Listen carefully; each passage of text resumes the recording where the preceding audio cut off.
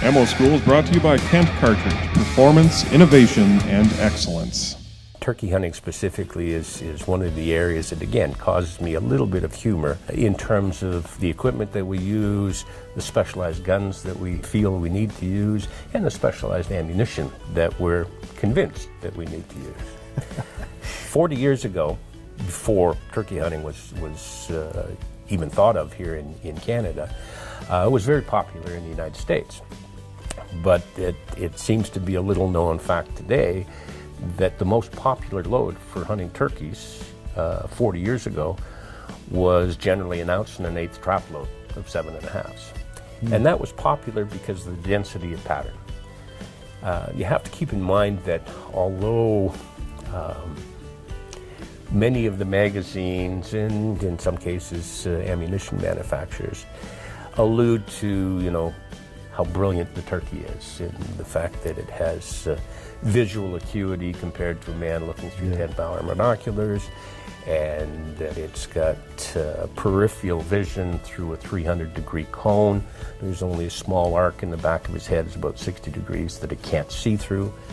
It has color perception, and generally speaking, whenever it sees anything that is out of place in its environment, there's no question about it. They're gone. Yeah. They don't. We've all seen that. Yeah, exactly. You get a white-tailed deer that wants to analyze it, and, see what it is, and so on. A turkey doesn't. They just putt and they're gone. Yep. Now, all of that having been said, 40 years ago, there were a lot of successful turkey hunters in the United States. Virtually all of them shot a turkey in their brown Carhartt coveralls. They used an ounce and an eighth number 7.5 target load, and they utilized the same gun that they shot rabbits and ducks and geese and foxes and an occasional deer. Yeah, exactly. So the whole idea of a specialized cartridge, gun, choke, clothing combination really was pretty foreign 40 years ago. As things evolve, marketing conceptually has become an important part of product development, if you will. We now pretty much feel the necessity that we've got to have specialized clothing, specialized vests, calls that fit in all the pockets of the specialized vest, and shoot a gun and choke combination that throws a pattern the size of a baseball. So because it is such a small pattern, more and more guys evidence that it's pretty easy to miss a turkey's head at 20 yards with a pattern the size of a baseball.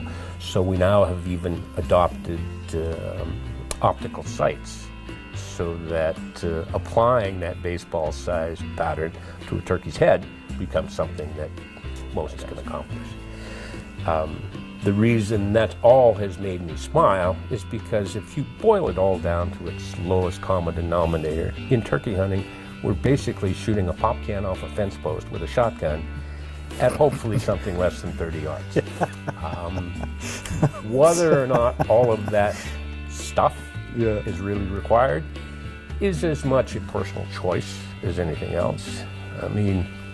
So often, especially with the demographics here in Canada, where more and more of us live in larger urban centers, the opportunity to get out and hunt just doesn't happen as frequently as we often would like. But the opportunity to acquire stuff to do it with is always there. So in some part, that's the motivation for a lot of the development for the equipment that we think we need.